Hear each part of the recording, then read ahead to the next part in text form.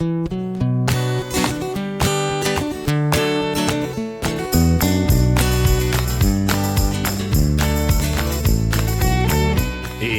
the Underpowered Hour on this week's show. Land Rover having production troubles again. A new Defender works vehicle for the Japanese market. Twisted hits U.S. shores. And a quick recap of this year's Halloween. And now, here's the show.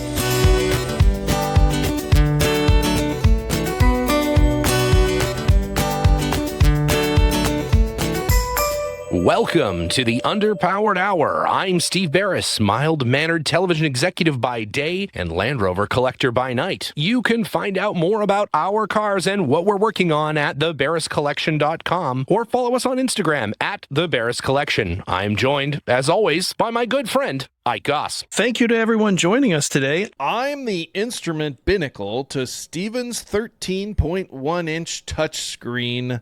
I'm the familiar knob of podcasting, Ike Goss. I own and operate Pangolin 4x4 in Springfield, Oregon, where we live and breathe Land Rovers. Check us out online on Facebook, Instagram at Pangolin 4x4. Let's get started. All right, Ike. Well, busy news week this week. First off, some great news out of JLR. The factory's open. The line is working. Everything is completely back to normal, as I understand it. Oh, shit. This just in. There is another potential shortage of incredibly important components that threaten to shut down production once again.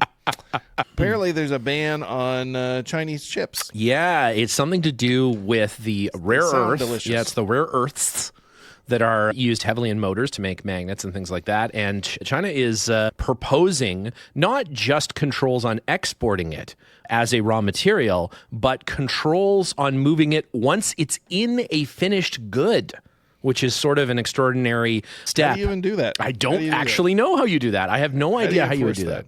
But everybody is freaking out, and this is part of of a trade war. This part is of the trade war. 100% part of the trade war. Would you say this is directly a result of a trade war? 100%, yes. This is a tariff. Does this feel disruptive to business and industry? Generally speaking, across the entire world for everything ever, yes. Yeah, I would say yes. It's against the stated purpose of the tariffs in the first place. I don't entirely fully even know what the stated purpose of the tariffs is. It changes. So. It's to make everything great again. Make everything great. How's that going so far? It's not great. Not great. Yeah. Okay.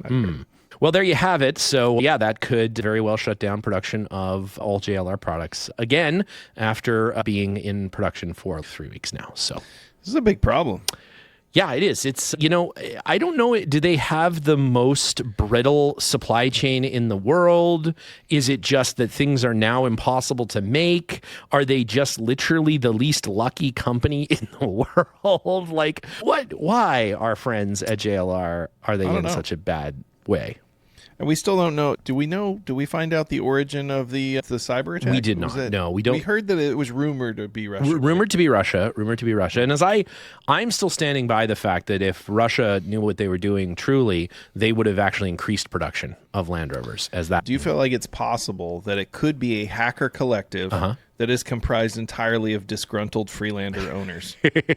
Well, we know that our good friend John Kosich and that gang over at the Center Steer, they're all IT professionals. I don't think you need more of a smoking gun than that. I think if you're investigating this, you definitely want to look at the Center Steer podcast. Start there. Yeah. Those are probably your most likely suspects. Yeah, you think of a group of people. This guy's always seemed kind of shifty. It's a little bit, yeah. Mm-hmm. Certainly able to shut down JLR. I mean, at this point, it seems like anyone like my mom could shut down JLR for a month just based on it. Just is not doesn't seem like a difficult. Now I heard your mom actually was shut down by JLR. She's been shut down by JLR many times. Yes, many times. She had a recent tire failure. Right? She had a brand new tire. So she went to the local Jaguar Land Rover dealer there in Calgary, Alberta, Canada, and got a brand new set of genuine Land Rover wheels and a set of Michelin snow tires because in Canada, because it, especially where we are in the Rocky Mountains, it's 9 months of snow. So you switch over to full snow tires. All seasons it's not really worth it. Yeah. So you take off the snow tires for 2 weeks in June. Yeah, basically. Yeah. And only just to say that you did, just so you feel a little better. They're really the snow tires you could go year round. I never changed over the tires on the Defender. But so they usually change to snow tires on most cars, and she did that. She got about, I don't know, maybe a half day worth of driving until the tread literally separated from the tire all the way around the tire. Why would it do that? And it didn't just debead or anything. Like it actually, where the sidewall joins the tread, like on an 18-wheeler that had been retreaded or something, the entire tread came off. That seems What are like the chances of that? Defective product. I would say so. And it, of course, ground that rim flat in one spot. But that's not good. That's not good. Now, here's a follow-up question. Yes. Was she taking part in a street takeover? It was illegal street racing, actually. Illegal street racing? Yeah, that's what it was. That makes sense. Yeah. Her and Vin Diesel were... Vin Diesel? Yeah. It's because, if you're not out of control, you're not in control. It is all about family. It is all about family, yes. So, so she is, you're exactly right. And of course, two motors overheated, no surprise there. But one of them was because they were both Discoveries, Discovery 1 and Discovery 2, cracked the block. The first one, though, was because Land Rover Service Center in Calgary left the radiator cap off the car and just sent it on its merry way to overheat immediately and destroy the car. So, it was actually melted into the fan shroud. The cap had just melted itself. Sunken into the plastic? Yep. And so she's gone through 2 motors and most recently a tire and wheel. Now, this is a brand new wheel with 500 miles on it? A brand new wheel. I don't even think it had 500 miles. It might have had 60 miles on it, 70 miles on it. Not a lot. It was damaged because of the tire. Oh, yeah. failed. It got destroyed because the tire went and then it Now, here's a question. Out. With such low-profile tires on all the cars, do flat tires do they cause a bunch of wheel failures? I mean, I've got to imagine that if you have a major tire failure like that, there's no wheel that's going to save that. You're going to destroy that wheel, right? I mean, I guess, but like in a normal car, it's fine. When your tire fails, you've got enough, there's enough stuff there. If you pull over the side of the road, you're fine. okay. You're right? fine. Yeah, you can. The wheel's not ruined. Not forever. No, with a super low profile tire like you see fitted to a lot of Land Rovers, there's no sidewall there. No, there's nothing. So it just ruins the wheel. It just eats the wheel. And this literally, it left a pile of magnesium. I'm surprised it didn't start a little fire. It left a pile of magnesium, trailed along the street. Thankfully, she wasn't going fast on a major anything other than the street racing. She was just doing some street racing, so that's fine though. And the nice thing is the traction control does kind of take over in those circuits. Of course, that wheel has weird traction characteristics all of a sudden, and so it does actually kick in and make sure that the car doesn't get too out of control, which is kind of cool, I guess, especially when you're only allowing a 17th of an inch for sidewall on your tires. Just frustrating that it needs to. Yes, it's interesting. So there you go. Buyer beware. The wonder of Chinese chips. That's why you need them. That's why you need them, because you've only allowed a Scotch tape's width of sidewall on your tires. So, yeah. Well, speaking of new, sporty, low-profile tires, I understand there's a new model coming out from Land Rover, and we've seen some exclusive automotive spy photos. That's Always right. wanted to be an automotive spy. An automotive spy, yeah. Like they're in a ghillie suit hiding in the bushes somewhere beside the test track. I don't know. Yeah. So this one, we've speculated about this one for a while, and each new installment of information provides a fresh new disappointment. This is called the Defender 80. And with that sort of name, what would you expect this vehicle to look like? Well, I would like it to be a small 80-inch, with no roof and a fold-down windshield. Just like real basic. Super basic, super small, very utility. I mean, you know what? Maybe would be a Jimny. A Jimny, okay. So like a British Jimny. Like a British... So that's what you would expect. Yeah, that's so it's sort of a low-cost, low option vehicle. Just a very utilitarian little guy. Well, you're wrong. Oh. You're completely mistaken. This is more akin to a Velar or a Discovery Sport. Yeah. Sort of. It's a 4-door car. Right, of course. And 80 inches, the wheelbase at this point is undisclosed. So this is more of instead of being, a smaller, more basic model, this is more of a sport model. You might call it a Defender Sport. Right. But you wouldn't call it a Defender Sport because that would be too straightforward. That would make a lot more sense. That's so right. we shouldn't do it. Don't do that. Okay. Yeah. Right. That's probably what they said in the meeting. No, don't when do they were that. discussing this car.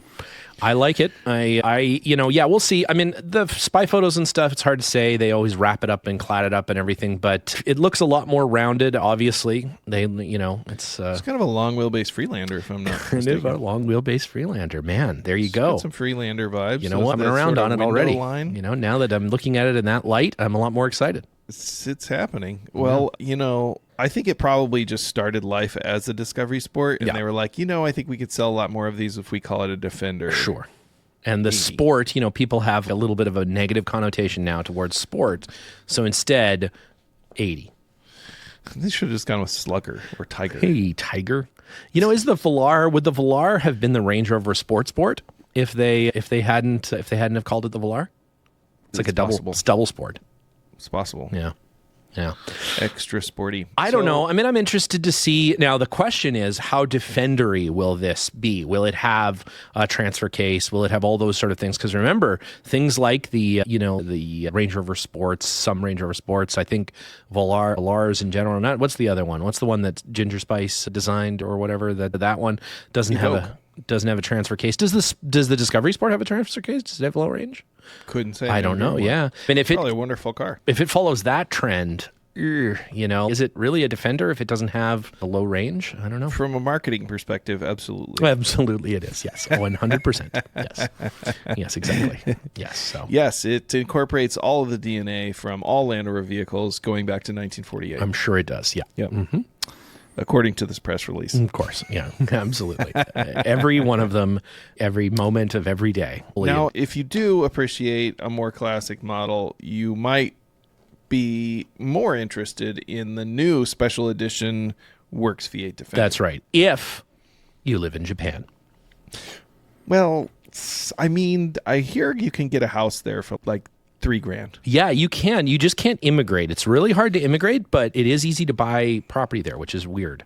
But you can only be there for 6 months of the year. But if you need a vehicle to drive those 6 months of the year that you're there, perhaps consider a Land Rover V8 works car. This one, the Murromatche. Murromatche. I knew a Murromatche once. No, Murromatche, I think. Murromatche. So I'm sure you're butchering that terribly. I am. I am. Yeah. The vehicle is pretty amazing. It's very stark. It's very monochrome. I think it's austere as the Japanese culture demands. I'm assured that it isn't just white, and it has a black gloss roof and black accessories and wheels, which look to be like steel wheels, and and a nice gray interior. It's a very simple vehicle, very good looking vehicle, apparently. And I have no clarification on this, but the badge on the back is very special. It's bronze, I guess, right? A cast bronze badge on the back. And in honor of a special Japanese vehicle, it's made in Birmingham. So it's made by the oldest jewelry store. That's correct. Is that what this says? Mm-hmm. In Birmingham. Right. Now, I have to say, if I'm going to get picky, this is my least favorite part of the car. The badge, the Birmingham badge. Yeah. Can you guess why? It is using pop rivets. That's part of it. Although Defenders kind of traditionally use pop rivets instead of hammer rivets, that's one of my pet peeves for the Defender. I feel like the hammer rivet is a much more industrial fastener. But that is part of it. It has to do with that. So when you look at that lower rocker with the Murromatche script on it, it's not even script. It's just block letters. Block letters, yes. So when you look at that, you'll notice that the rivets on the rocker are narrower, closer together than the rivets on top. You're right. And like a traditional Land Rover station wagon, the rocker is the same width the badge, and the rivets are sort of in line. You're right. So instead of looking like the regular Land Rover badge, it sort of looks like a toadstool. It does have a toadstool. Now that you say that, I can't unsee it. Yeah, you're I don't know. right. That's what struck me. It's a real small, it's incredibly real nitpicky thing. But having looked at those badges for like my entire life, that's what struck me first. Was like, oh man, they got the proportions of that sort of off. Wow. Yeah, it's interesting because that is. I hadn't noticed that before, but wow, there you go. This is, of course, this vehicle is to celebrate the 75th anniversary of the company selling Land Rovers in the old country of Japan there. Yeah. They sold very few early on, but the NAS 90, sort of that style, they sold a version of that in Japan, and it was pretty popular and pretty prolific. Now this particular vehicle looks like a station wagon and a short wheelbase. It does look like that. Yep. It does look like that, yeah. And apparently the Murromatche, that is the neighborhood in Japan that they first, in Tokyo specifically, that they first shipped Land Rovers to. So interesting. There you go, I guess. Yeah. Yeah, so there's a unique set of features here and history that they've ascribed to this vehicle. Now, what are we looking for? The money that we save on this house that we're buying in Japan. That's right. Should we spend that on this vehicle? How much are we looking at? Yeah, it's easy. It's an easy 64 million yen. So if you've got... 64 million. What does that work out to? That's about, let me just do the math, 415,000 US dollars. That is correct. Yes. Yeah. All right. All right. That seems fine. We're saving so much money on the house, though, that we're going to be able to afford that. Totally worth it. Now, for those keeping score, a normal V8 Works car, if you were to have, the V8 Works make you one, or if you were to have bought one of the special editions, those are about $250,000. So there is a slight premium on this guy. On the Murromatche. Yeah. What would you say that premium is the result of? Greed, I think. You think so? Yeah, the need for profit, I think, is probably Is it not like an import tariff? Could be. Could be. We're in the midst of a worldwide trade war, so Are Japan and the United Kingdom in a trade war? Maybe. Who knows? Yeah, it's a good point. Yeah, it could. I don't even know. No, it is certainly at a premium, and I guarantee you, it's already sold out. That's just how those things go. No, you think they sold out of what was the previous one? The Churchill Edition Works V8? Yeah, something like that. Yeah, that's right. Yeah, the Churchill one. Yeah, I believe these go in just exclusively to the Yakuza. The Yakuza? That's the only place. Yeah, when you lift the hood, it's just tattoos. Yeah, it's just all tattoos. It's really cool. Yeah, it's very... Yeah, it's like very angry and evil, but also super cool, really interesting, just actually. Really great. Yeah, it's dangerous. Nice. Has a place to store your swords and guns. Now there's pretty significant premium on this model, we just don't know why. We just don't know why. No, I mean, it could be import tax. It could be the tariffs. I know it is importing cars into Japan. They have an incredibly protectionist economy around their cars. They like to export. They do not like the import.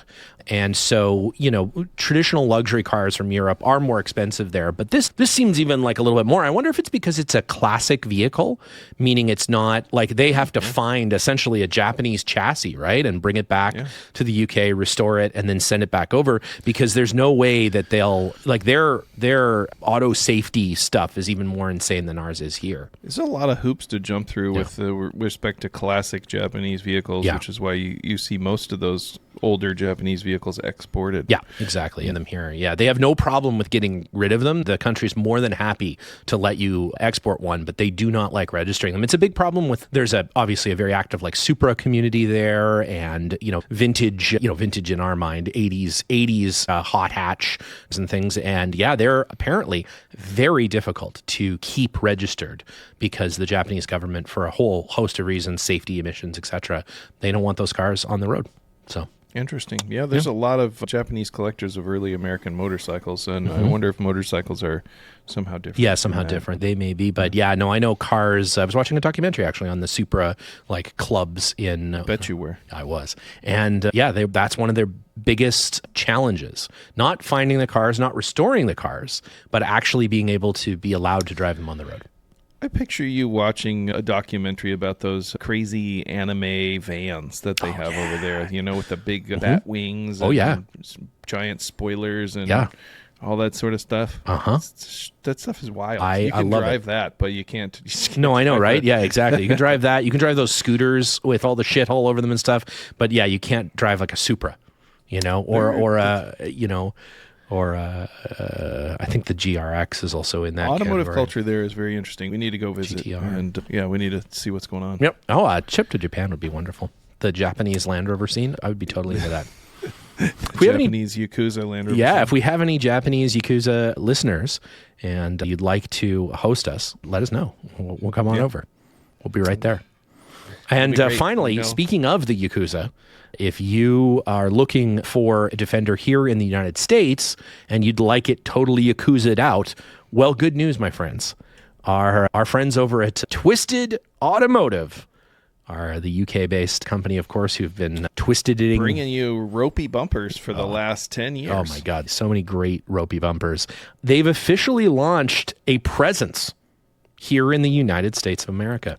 What does that mean? I don't know. Basically, it's, they are working together with the Monticello Motor Club, which is in New York, and very cool. They have all kinds of neat stuff there, to essentially showcase their vehicles here in the U.S. Now, what I think this probably means is that if they're actually doing them here in the United States, they will get U.S. chassis numbers and do their resto mod thing to them. That seems like really unnecessarily expensive. I feel like they have a history of doing rest of the world car rebuilds. I mean, does it make sense to source a car in the United States and build it here where it's more expensive to build it with parts that are more expensive to use? Does that make any sense? I think the only reason you would do it is because it could be less than 25 years old then. Knowing anything about this scheme, here's my theory. I think they just announced that they want to sell more of them here. That's right. Yeah, exactly. And they're just going to keep doing what they're doing. Keep doing what they're doing. They're just going to ship more over with the hopes that they can get some of these, car clubs and stuff to show them off. Show them off. Yeah. With the, with the car costing roughly $220,000 to $400,000, rivaling the Defender Works Yakuza edition, you too could be the owner of a proud Twisted Automotive Defender. Here's what I'm curious about. What is Twisted offering that Land Rover's not offering, or vice versa? They're in the same sort of price point, Works V8 versus this Twisted thing. What do they got that Land Rover's not think doing? the major difference is the Land Rover one is a Land Rover motor integrated into the platform in a Land Rover had sort of planned on doing, but then they stopped making Defenders, such as I understand it. Whereas the Twisted guys are trying to make the widest fender flares that known to mankind. That is an achievement. Wider fender flares than anyone else on the planet. That's their claim to fame. No, but I mean, they are using a variety of different sourced crate motors, and they've been doing it for a long time. I would say their integration of those motors is probably just as good as Land Rover's integration of their own motor. I'm sure that's controversial, but they've been doing it for a long time. I'm sure they've worked out all the bugs. Yeah, they are really expensive, and you can get all your fancy seats. You can get as ropey a bumper as you want. I get the impression that Twisted is a little more custom than the Land Rover Works ones. Land Rover Works has been doing these additions and things. I'm sure you could get them to build you one, but Twisted, it really is, okay, what color do you want the outside housings of the side mirrors? You can get really unnecessarily probably granular on exactly the shit that you want on your Defender. I think we, at some point we need to do a test of all these sort of, Land Rover, aftermarket builders. We need the Twisted, the Arconic, the ECD, the, whatever the, there's one that sounds like it's Italian, but it's not. I can't That's right. remember Yeah. what There's is. that guy who's the fashion guy who wears the costumes. He wears the hunting costumes. doesn't really narrow and has it down Cocker at all. Spaniels and things in all of his photos with him. We got to get one of those. Yeah. Oh, yeah. Hildebrand. Oh, yeah, that's the one. Yes. Hildebrand. Hildebrand. something like Yeah, that. that's a made up name, too. It's not even his name. It's just he's made it up. I think that's great. We got to try all of these ones to see which one is the most. The absolute worst. Yep. It's going to be great. That'd I'm be sure people are wonderful. going to be lining up to lend us these cars. Just a aftermarket Land Rover shootout. Shootout. Yeah. Just imagine, though, if you could get one that we would approve of. You would sell literally ones of cars more because of that. Maybe twos. Maybe two's more. Yeah. Yeah. Well, anyway, let's put that on for a future episode. I think so. We can get our friends over the Brooklyn Coachworks to help us out in evaluating, as they actually make some nicely redone vehicles. I actually quite like theirs. We've got one in the shop right now. Yeah, they do nice work. It's getting redone. God willing, you would think that more people would follow that particular pattern, but alas. Daniel, if you're listening, please send my liftgate brackets back, by the way. Speaking of Sure he Brooklyn Coachworks. Yeah. I've heard Dan's working on an even wider fender flare. They're working on it. They're working on it. It's tough, though. I know there was an explosion recently in the lab trying to develop this wider fender flare. A couple people got killed, but they're dedicated. They're dedicated. Call me when it goes into the other lane. Exactly, That's what I'm right? gonna Yeah, buy. it's 2 full lanes. It's a double con. It's all fender flare, no more vehicle. It's a single passenger, actually. It's just they've cut. It's like the Bat missile. They just cut the whole passenger side off just so that more fender flare fits in there. It's great. Love it. Uses tractor tires from like an R9. Well, not to get too far in the weeds, but How was your Halloween? What'd you guys do for the old Halloween? super scary. Yeah, there's a fundraiser every year down at the museum, and they turn the museum and the local history museum into a haunted house. Yep. And so we drive the Land Rover down there and scare some kids. That's right. Yeah, it's great. Just you and Linus, just as you are now. Yeah. Just drive around the building, try to hit trick-or-treaters. Yep. It's wonderful. Well, that's fantastic. Yeah, we took the fire truck over to Cal Arts as they have a big Halloween party there, and they were looking to do a post-apocalyptic situation. And what better? Nice. What better than a Land Rover fire truck? It sells it for sure. It's definitely scary because that thing will not put out a fire. No, definitely not. It's more likely to cause a fire. It will. than Yeah, put one 100%. out. 100% cause a fire. Yes, absolutely. Yeah, it's something out. Did you use the siren? Oh yeah. Oh yeah. Yeah. Nice. It's a very spooky siren. It's like kind of sounds like more air raid than like fire, but it's good. It's good. I love it. Yep. I love it. You People got to get loved that it. pump working so you can hose people down. I with do. I need the hose reel, and we've been down that road, before. We're still working on make it, one. but yeah, we may just have to fabricate one. I'm sure there's a modern hose reel that we could adapt to it just for the sake of utilization. Why not? Love it. Love it. That sounds wonderful. I can't wait to hear what your Thanksgiving Land Rover plans are. No, it's going to be great. We've got a big, we're going to cook a turkey on the engine of the 80-inch. It's going to be wonderful. It's going to be underdone poultry. It'll be great. Well, on that note, Yeah. I will leave you to your planning, and I'm going to hit the workshop. I will see you on the trail, sir. Indeed, sir. See you next week. Have a great week.